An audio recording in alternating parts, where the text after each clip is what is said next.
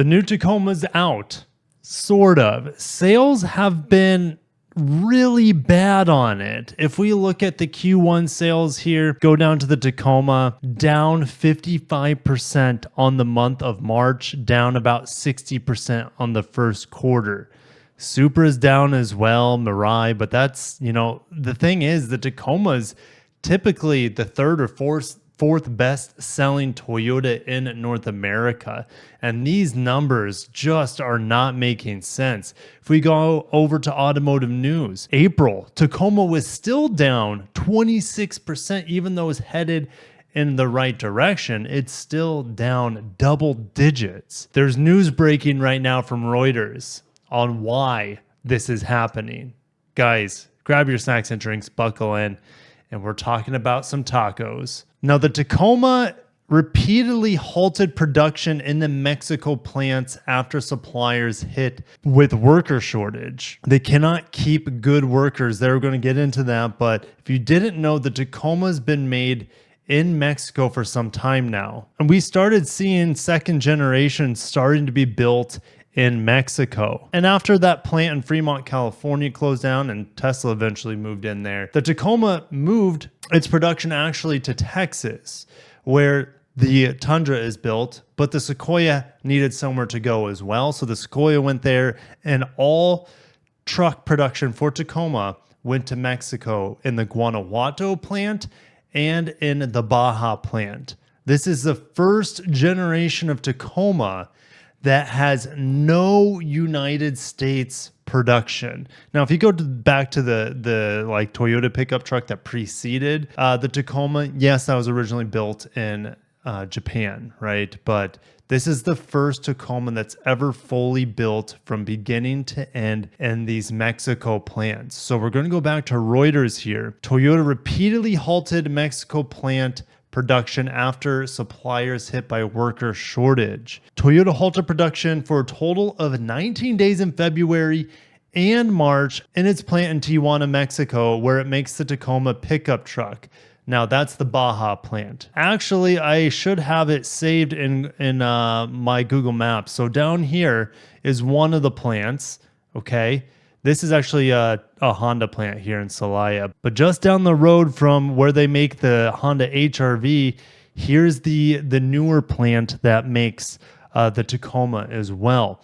But it seems like the supplier issue, the worker issue, is all the way up here close to the border just south of San Diego. And actually, I was right. Isn't this ironic? I was right in this area at the Vote Ranch, driving the Tacoma TRD Pro, driving the Trail Hunter on this crazy course. And isn't that interesting that just a few miles south of there is literally where the Tacoma is being built and hitting major production snags. I didn't realize how close I was to the production plant of the Tacoma. So let's go back to the article. Now, we also had technical issues at the plant adding to the stoppage. Anytime you switch on over from a previous generation product to a new product that shares next to nothing with the old one, you're going to have some snags. So that's what I thought was causing the issues, but the issues were much bigger than what I initially imagined. Toyota is now working with suppliers to ease the strain. Still, some parts makers are barely managing to keep production going because of a worker shortage. Now, they bring up the scandals with Daihatsu and Hino this past year or so, but I didn't think those had any impact on the vehicles here in the United States, since we don't, Hino is commercial, but we don't see any Daihatsus. But get this, apparently those scandals have forced Toyota to postpone their EV production in the United States to 6 months out from where they originally planned, to around June 2026. I have information that is probably outdated now because it came out before this Daihatsu scandal, but it was my understanding that Highlander EV, or the BZ5X, would go into production at Toyota Kentucky plant by the end of 2025. Now it looks like it could be pushed out to starting 2026. It's not necessarily a bad thing because EVs right now they're just not selling fast. The take rate is not what it used to be.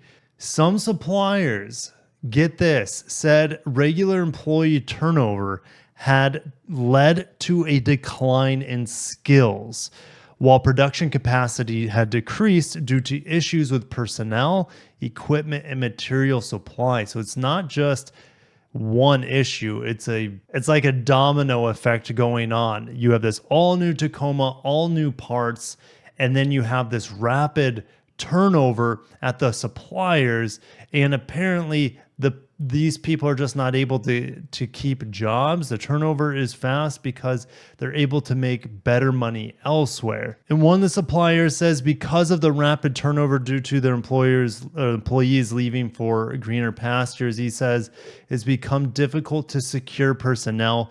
We can no longer maintain the required production volume. Guys, we might be seeing crimped production volume on Tacomas for a very, very long time. Toyota sold more than 230,000 Tacomas last year in the US, representing 10% of its total sales. Only the RAV4 and Camry were bigger sellers. What kind of sales volume are we looking at right now? If we go back to Q1, now it's going to get better from Q1. I think Q1 is the worst case possible. Tacoma was at 21,558. If we multiply that by 4, they might not hit 100,000 units this year when they're used to hitting 230,000 plus Tacomas. This is a massive issue for Toyota, and I don't know what the answer is for them, as it seems to be systemic. It's not just as simple as one supplier. It seems to be a growing problem with many suppliers in that region. Now, you might be saying, Kirk, this is what happens when you move your products to Mexico. You're going to have these issues. But who's to say these suppliers are Mexican suppliers? These parts could come from anywhere. They could come from anywhere in the United States. For example, they ship them to Mexico and then they assemble the vehicles in Mexico. I don't know. There's not enough information here, but I am very interested to see what you guys have to say down below. But we have other Toyota pickup truck news before I let you guys go. Electric Hilux is going into production. This is happening in Thailand. We're not going to get this in the United States. Will we see an electric Tacoma? Maybe one day. It's just hard to say. It seems to be confirmed for 2025. So while EV seemingly got pushed back 6 months in the United States to June 2026 for production in Thailand, they're full steam ahead on this Hilux BEV. I mean, this thing is purely a work truck, single cab. Will they make Hilux BEVs that are multiple rows of seats? I have no idea. But it is exciting, I guess, if you live in that part of the world. We're going to keep moving. This is a developing story here, and I'm not going to get too much into it. It's pretty dry, and luckily it's short. But the Japanese automakers are being thrown together by the Ministry of Economy in Japan to commoditize and make commonplace 7 areas of development for their EVs. To give them a better fighting chance against Chinese EVs and EVs here in the United States. I don't know I just don't see how it's going to happen, but maybe Akio Toyota brings the whole auto industry in Japan together and works some miracle here for software-defined vehicles and EVs. It's just hard for me to imagine it. And lastly, Toyota's one of their strongest partners, Panasonic, is struggling right now, especially in the US, because they were expecting Tesla and other EV automakers to expand. Everything's kind of flatlined right now. Panasonic doesn't have any more business to pick up in the United States currently. Subaru and Mazda will be using their stuff, but is that only in Japan for the Japanese market, or would that be here in the United States as well? I'm not 100% sure. but this is hitting Panasonic hard, and they will miss their initial profitability target due to worse than expected slowdown in the North American market for EVs. Their president, Yuki Kusumi, says there was an unexpected steep decline in demand for the product that we make in Japan and ship to our strategic partner, meaning Tesla. Panasonic makes the 1865 batteries in Japan and ships them to the United States to be installed into the Model X and the Model S. It seems like there's a degrading trust between Tesla and Panasonic at this point. I mean, Tesla's not in the news for anything good lately, really. And this seems to like Panasonic's just like throwing them under the bus. Kasumi implied that Panasonic was slow to catch on to the change in Tesla's strategy, saying, "We were unable to notice our customers' true intentions, if I dare say so." Meaning Tesla is not communicating to Panasonic what their plans are. You can't just leave your supplier out to dry, but automakers do it all the time. And we just saw at the beginning that Toyota's suppliers are leaving Toyota out to dry with the Tacoma in Mexico. Lastly, Kasumi said even automakers, which initially took a big turn to focus on battery EVs in North America, are now shifting their strategy to satisfy broader consumer needs with their range of products, hybrids, plug-in hybrids, more internal combustion models in general, which this article, I know it's not Toyota related, but Kia is doing the same thing.